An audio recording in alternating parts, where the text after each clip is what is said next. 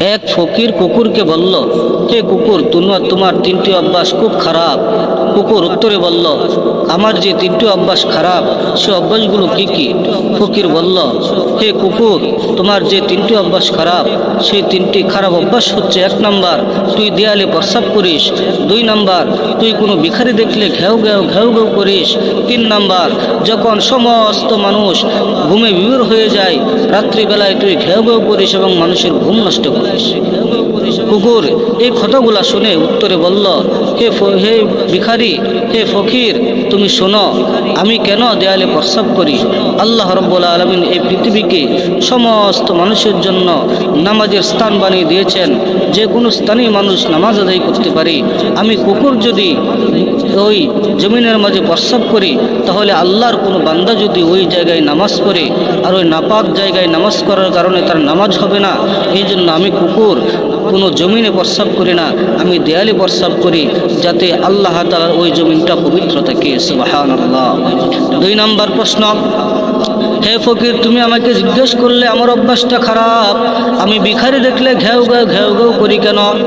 আমি ভিখারি দেখলে এই জন্য ঘেউ ঘেউ করি, ওই ব্যক্তি আল্লাহ রাব্বুল আলামিনের কাছে নাচে, মানুষের দ্বারা দ্বারে ঘুরে, আমি কুকুর ঘেউ ঘেউ করে তাকে ওইটা বুঝিয়ে দেই। হে ফকির, তুমি কোনো মানুষের দ্বারা দ্বারে না যে মানুষের কাছে হাত না পেতে আমার রব আল্লাহ রাব্বুল আলামিনের কাছে চাও, আল্লাহ রাব্বুল আলামিন তোমাকে এমনভাবে দিবেন, তুমি দেখবে একদিন আল্লাহ তাআলার প্রতি খুশি হয়ে শুকরিয়ায় নিমজ্জিত হয়ে যাবে। এই জন্য আমি ভিখারি দেখলে ঘেউ ঘেউ করি, সেই জন্য মানুষের কাছে না চেয়ে আল্লাহ রাব্বুল আলামিনের কাছে চাই। 3 নাম্বার আমার খারাপ অভ্যাস, তুমি বললে আমি রাতে কেন ঘেউ ঘেউ করি?